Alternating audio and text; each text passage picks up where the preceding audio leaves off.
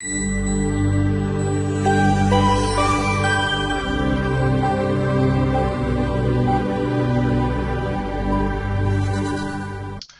hi, this is Neil Frankel with the final installment of Naked with Cash. We've been spent a year together with Jake and Allie. Jake and Allie, how you doing this morning? Good, how are you? Fine, fine. Thank you very much. Okay, so this is the final installment. You guys have been really, truly amazing to work with, and I want to thank you very much for the opportunity.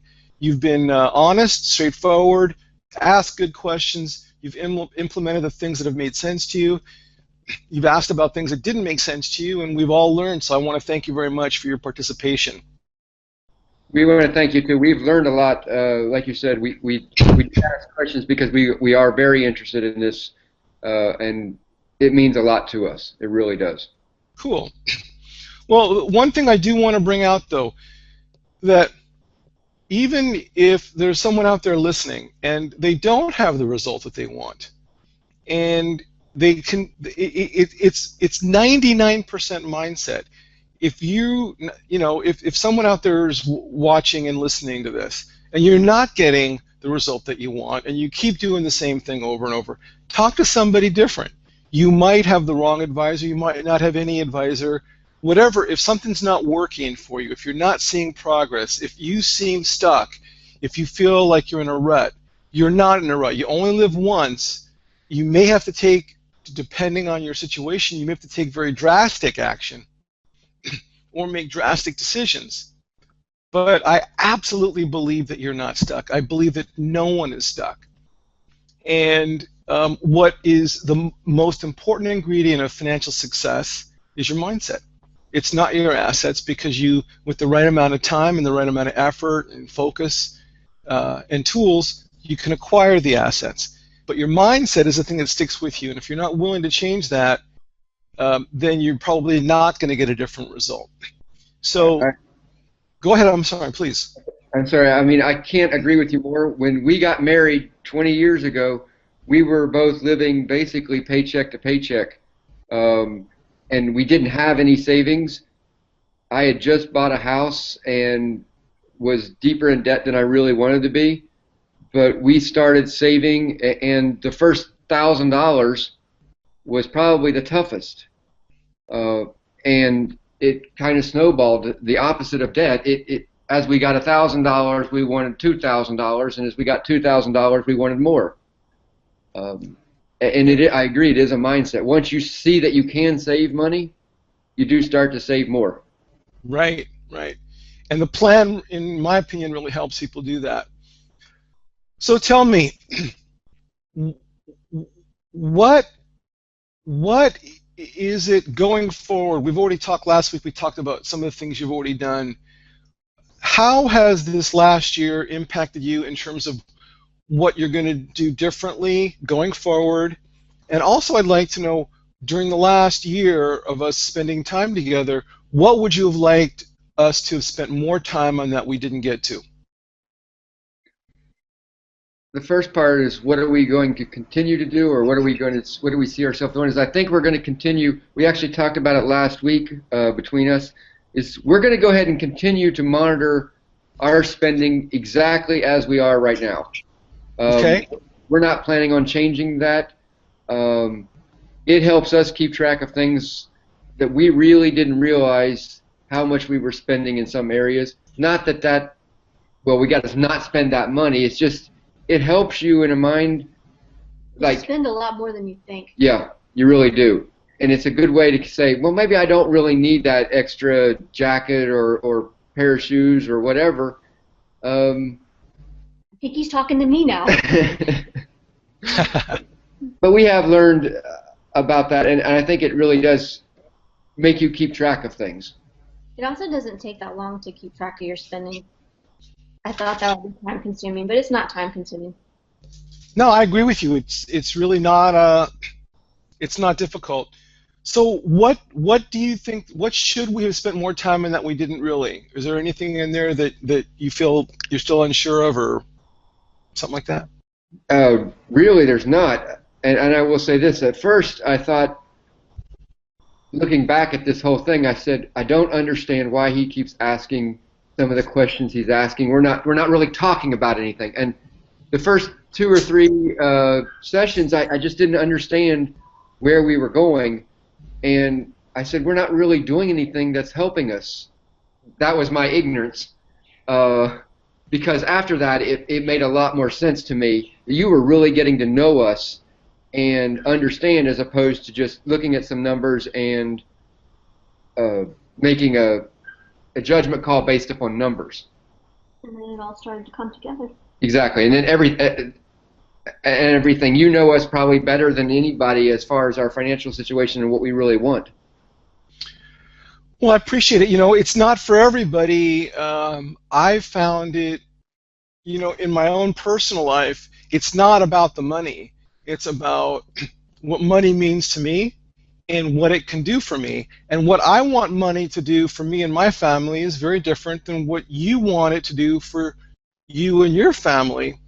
When I was young, and I guess the word is stupid, I thought everyone just wanted more money. I thought it was just a simple equation. More people want more money.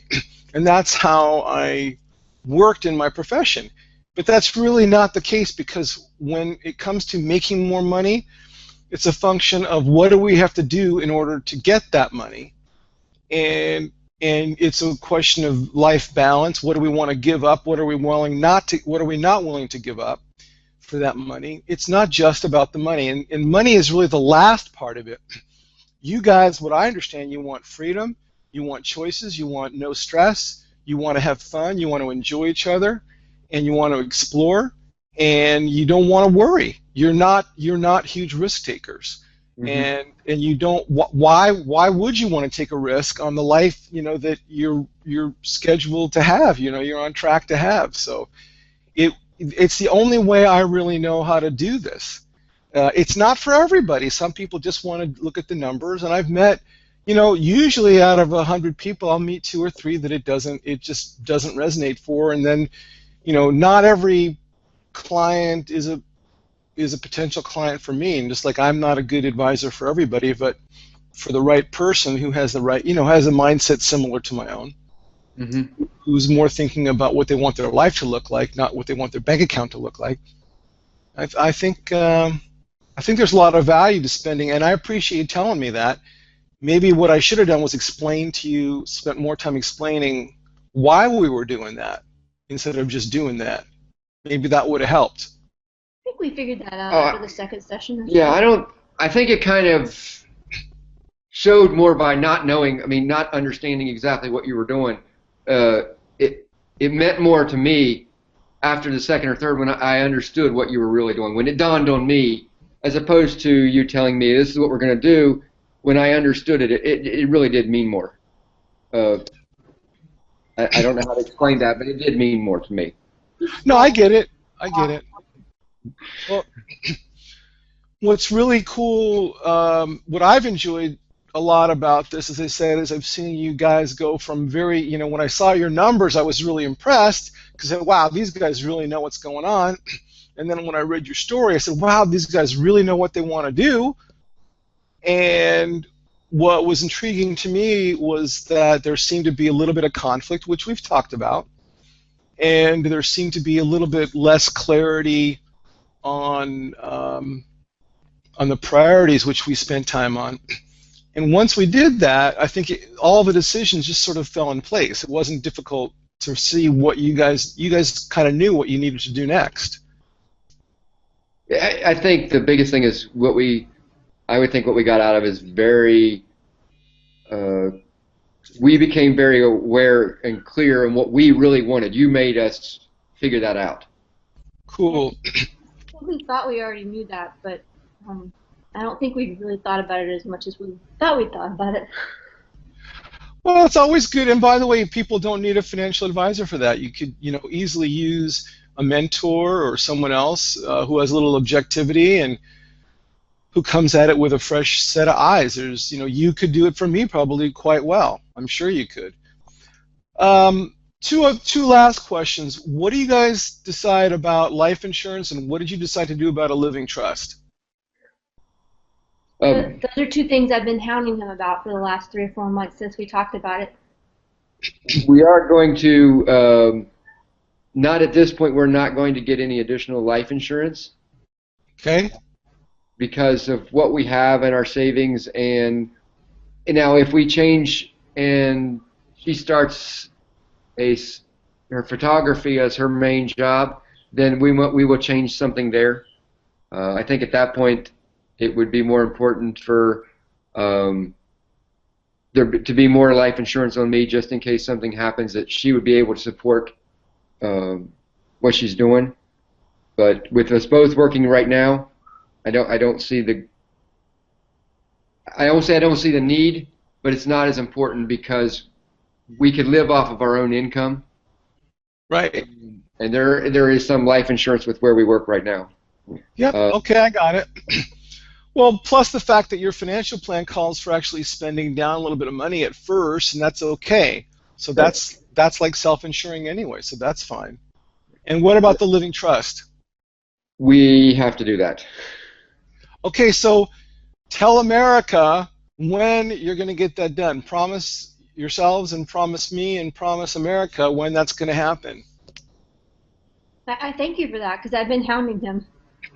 In the next 6 months. No.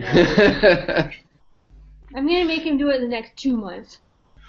Okay, so I like the 2-month deal, so that would be by, let's call it, let's even give him a little bit of extra time. We'll call it January 30th. That sounds reasonable.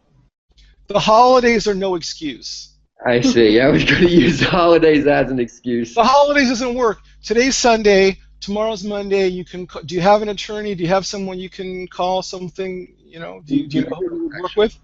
We do not. Okay. So how will you start that process? I will probably have to ask somebody else for who's a good attorney around here to do that. So you could start that tomorrow, right? I will do that this week, I promise. All right, will you send me an email and confirm that you did it? I will. All right, I'm sorry about that. No, that's fine. No, it needs to be done. The accountability is the whole thing, really. It is. The accountability means so much to me also, so I think that that's good. Okay, look, I look forward to hearing more about your successes. I look more forward this week to get an email about the starting on your living trust.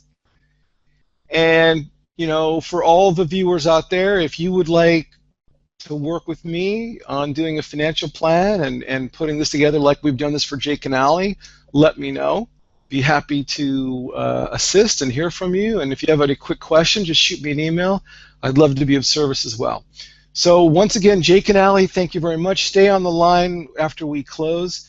And I want to wish you and everybody out there the best of luck. And thanks again for being part of the process.